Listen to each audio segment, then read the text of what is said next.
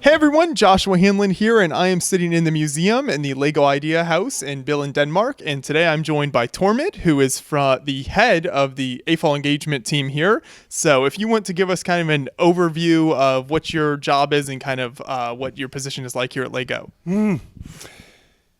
Yeah, I've been around for 35 years here in the Lego Group, and it's been an exciting journey. Spent 10 years in Lego education. That kind of culminated with the Lego Milestones project back in during 96, 97, and launched in 98. Well, what came out of the Lego Milestones project for me was a number of things, but I think the biggest takeaway from me was, we discovered a lot of incredible adults, people with fantastic capabilities, doing things with the Milestones technology. That was absolutely incredible. So that kind of, it seeded something in me. And then I kept working a little bit with with Mindstorms, first Lego League, Mindstorm Centers, Mindstorms.com, then the Lego Club. I worked with the Lego Club for a number of years. And then eventually, I was, working on some software development. I was managing the Lego Factory project for a couple of years. And then in 2008, we decided now we're going to, to establish a team, we're going to focus on AFOLs only. So that was me and two good colleagues, Jan Beyer, Steve Witt, who was actually working in Enfield, at the time. And we then started to build. So how do we engage with AFOLs? What are the things we can do? And actually from earlier, back in 2005, we established the Lego Certified Professional Program. That was a part of what we did also, of course, from 2008. We also established back in 2005 the first version of the Lego Ambassador Program. And that is today, the Lego Ambassador Network. So, and then we continued to develop. We got, Lego Ideas into the team in 2014. We have made a lot of iterations of the dialogue with user groups globally. We had the Lego Ambassador Network, new, software and new website, several times, over the years. And then we also started systematically to integrate more into the Lego business, because AFOLs have incredible capabilities across the board. They're good builders, yes, but they can do many other things. Many AFOLs have education, they have professions in a lot of different areas, and they use these capabilities to build websites, to build software, to do all kind of things. And it's very inspirational, for us, and to tap into these capabilities and work with these people. So the team today, I think we are 23 now. We are working, of course, with the community. We are supporting the community the best we can. Try to do, always do more for AFOLs because they are so important to us. But we are also integrating with the business. So one of the big things that we have, found over the years is also AFOLs, a lot of AFOLs' ability to create awesome content. Because they're good builders, but they do more than that. And they create content that, user-generated content that we can also use in social media campaigns and so on. And, of course, always crediting the person who made the content. It can be on, I don't know if you've seen maybe on Lego Instagram or on the Facebook page, that often there are actually content developed by AFOLs there. And then, of course, Lego Ideas products that have proven actually to be a fantastic inspirational source of ideas for new Lego sets, coming in via Lego Ideas and actually get that to market as a part of the core Lego portfolio. That has been awesome. So integrating with the business, making sure that the rest of the business, all our colleagues, also start to appreciate AFOLs and what AFOLs can do. That is also a big part of our mission.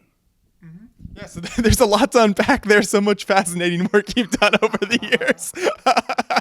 I think there's definitely a lot of directions to go in. But one thing that I noticed that you mentioned there was that you kind of had that moment where you set up the team that would kind of officially support AFOLs. Yeah. I think you said, was it 2008? Yeah, 2008. So what was it that kind of triggered that? Was there a particular event, or what was it that kind of the AFOLs were doing at that point where you're like, okay, this is something that we should kind of start officially recognizing them and kind of give them more support?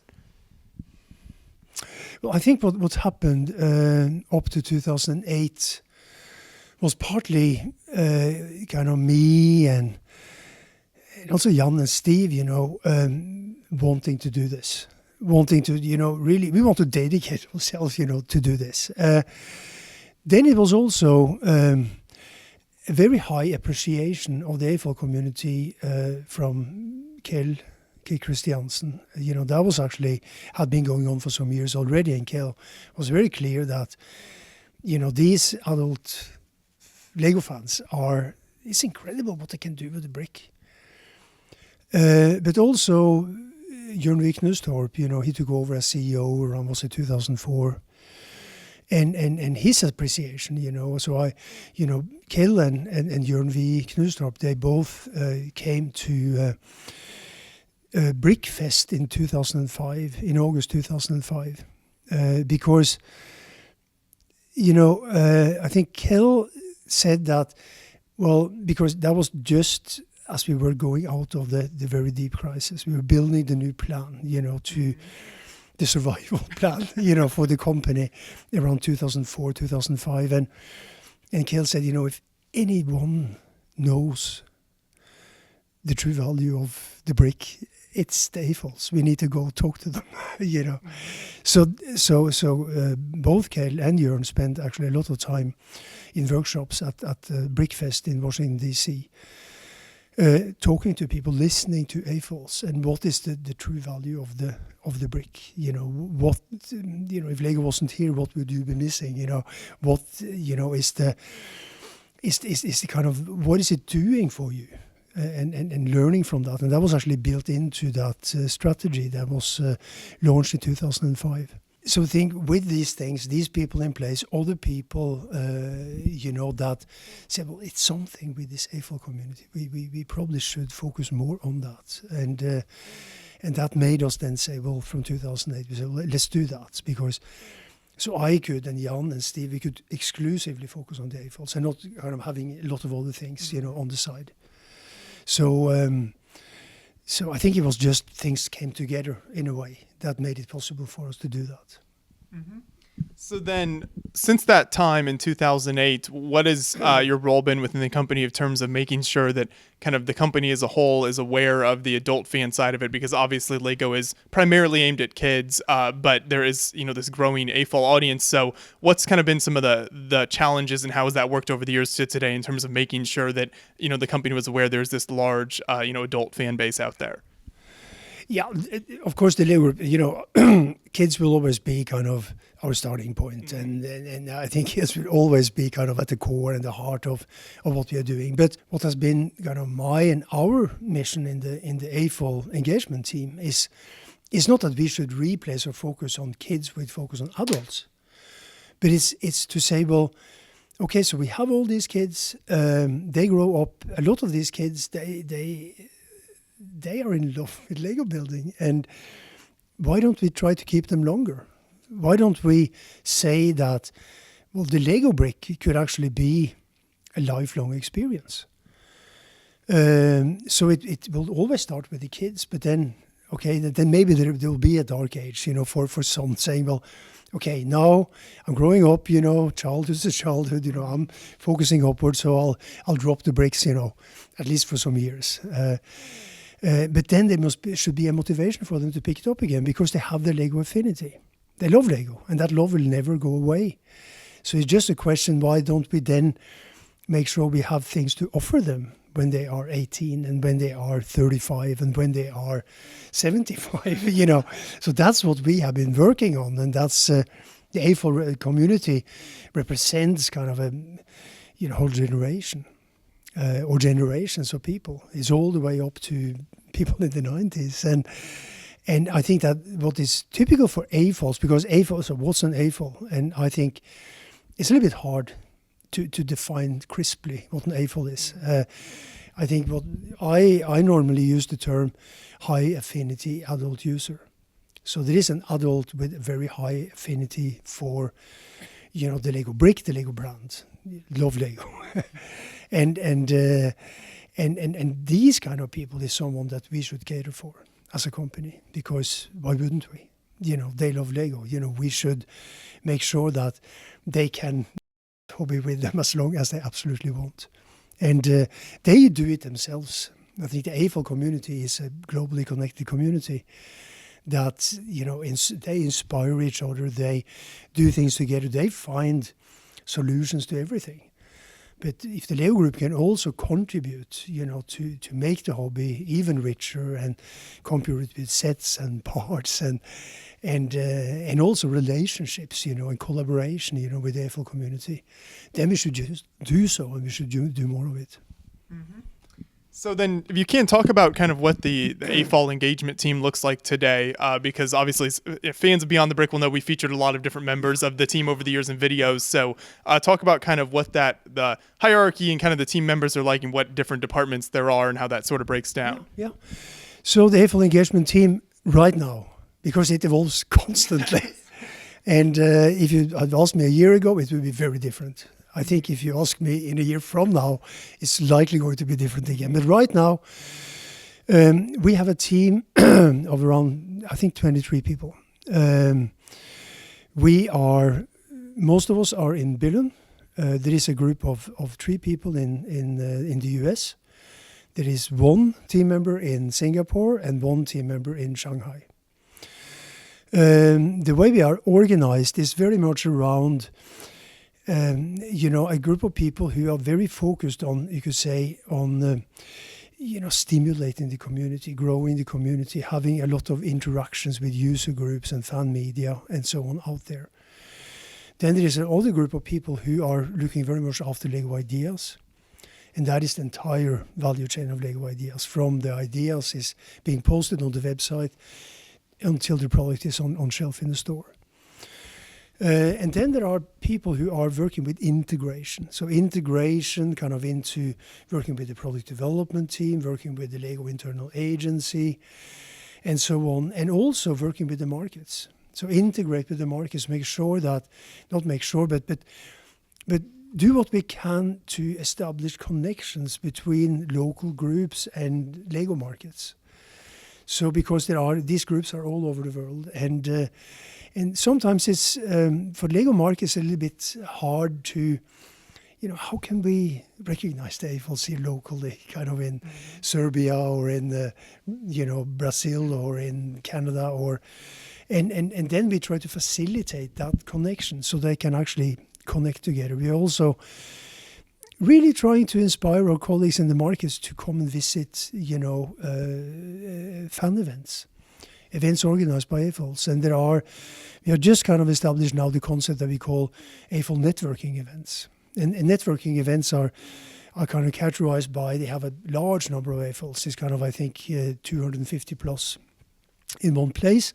And then in many, many cases, also kind of a very international audience. They come from all over the world. It's especially an event like Skærbæk here in Denmark, I think has more than 30 different nationalities, coming to that event. And then we also talked to the market, said you should visit these events, just be there, just, show your recognition, of the people and the things they make, and build relationships, because it can certainly be that, you can do cool stuff together. So, of course, for a market that is focused on sales and selling and marketing and stuff like that, it's very different. But many markets have actually picked up on that and are starting to build relationships and actually have meetings on a regular basis with user groups around the world. Many markets are starting to work with fan media as well. So that's really what we just want to see more of and work on. That is why the integration part is important. Not just we are, as a little team, working with AFOLs, but all the value that can be created need to be also integrated back into the Lego business. So there's kind of a lot of different directions the AFOL engagement team goes in then. It is actually, and very different set of capabilities, across the team. People are, very from hardcore marketeers to people who engage, and people who build websites and run websites. And so it's a huge variety in the capabilities in the team as well. Yeah, and we certainly appreciate, speaking as someone who does a lot of work with the AFOL engagement team, certainly appreciate all the work that you and the team put in there. So it's certainly made our experience better over the years. Very good.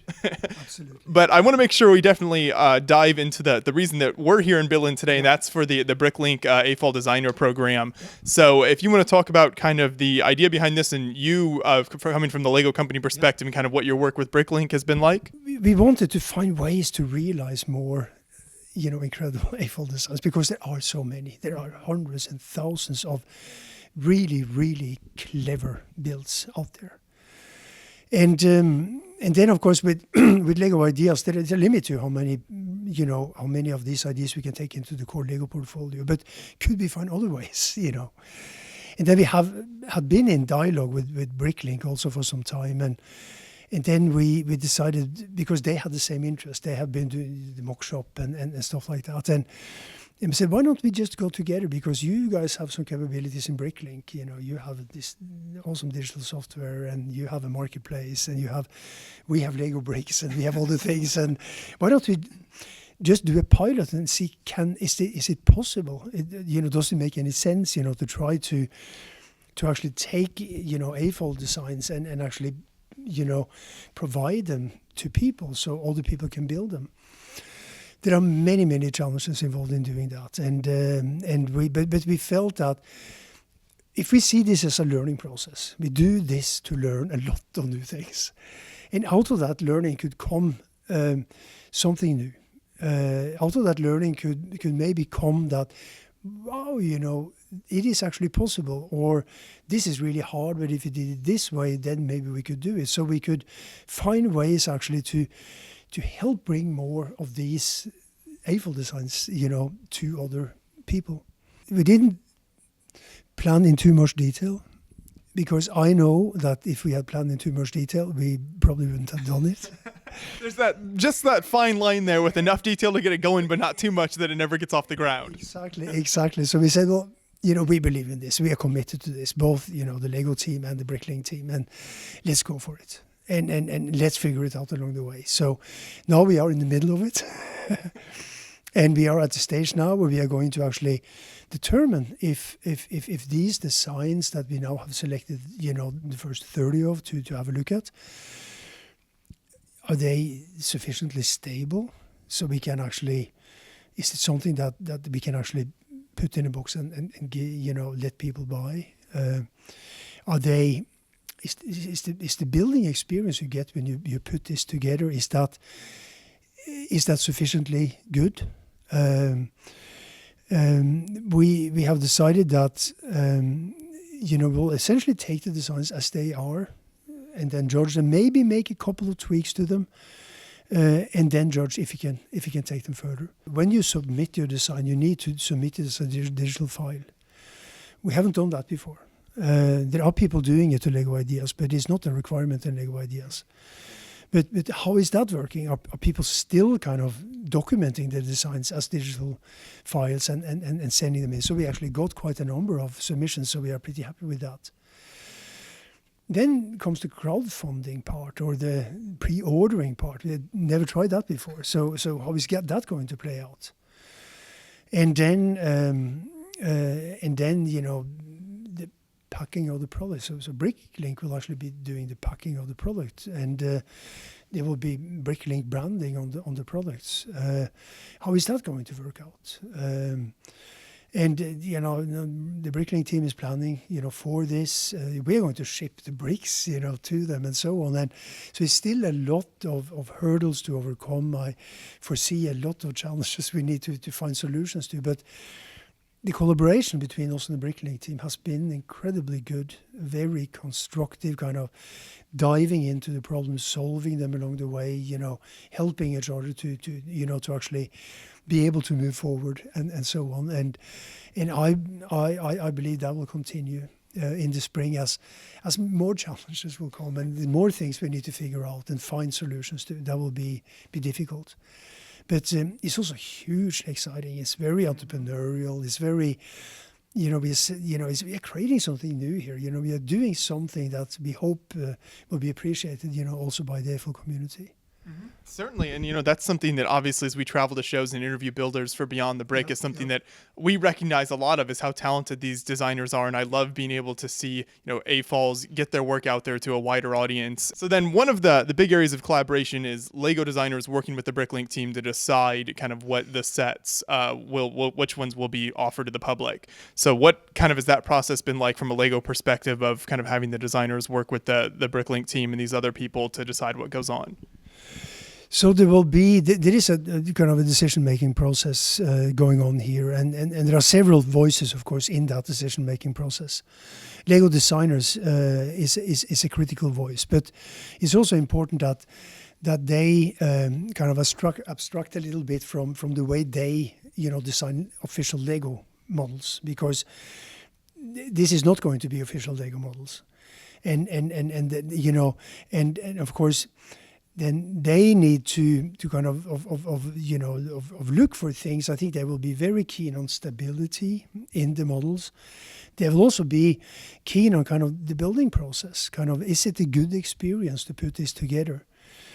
They will be looking at colors. They will be looking at kind of features. They will be looking at kind of the designs. Is it anything kind of unique? Is it anything very original here that could be interesting, and that is kind of where they will then feed back, also to us kind of their perspective on that, and we'll collect that, and then we'll make a final decision, and where the Lego designers are hopefully also very happy kind of with the outcome of that. Yeah. Mm-hmm. So then I know. Through this whole process, it's kind of a trial program. Like you mentioned, a lot of this stuff is kind of the first time you're doing it. Yeah. Is there plans then to continue this if it's successful through the whole process and this collaboration works between Lego and Bricklink and everyone involved? So at this moment, we haven't even considered kind of after pilot. We are very focused on the pilot right now. We need to use all our energy and focus, to get this as good as we absolutely can. Our focus is on learning. We need to learn. There are so many aspects of learning in this, and then take all that learning and then see. So where are we? Of course, we will continue to have a desire to find ways to support realization of more and more, AFOL designs. But how can we do it? To which degree can we do it? What does it take to do it? Because maybe it also take more, you could say, maybe education of AFOLs who are, because, when you make a product for people to enjoy, one thing is that it looks awesome. And oh, wow, I want to own that because it's a fantastic design. But then it needs to stick together. It needs to be stable. It needs to be a stable build. But then also, actually, in building it, you also should have a joyful process in actually building that design. So, and this is not something that kind of an AFOL as a mocker is actually considering, because the only thing they consider is the expression.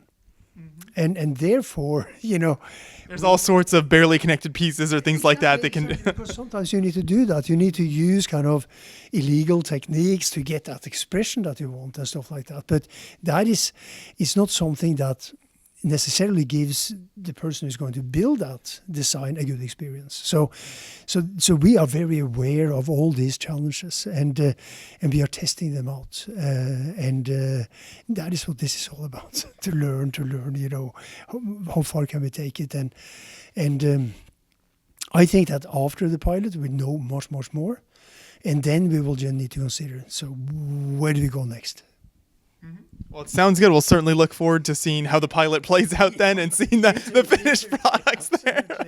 But I really appreciate you sitting down with me today and kind of taking us through, AFOL support from Lego and then also the designer program here as well. So it's been a real pleasure. Thank you. Thank you, guys. Thank you.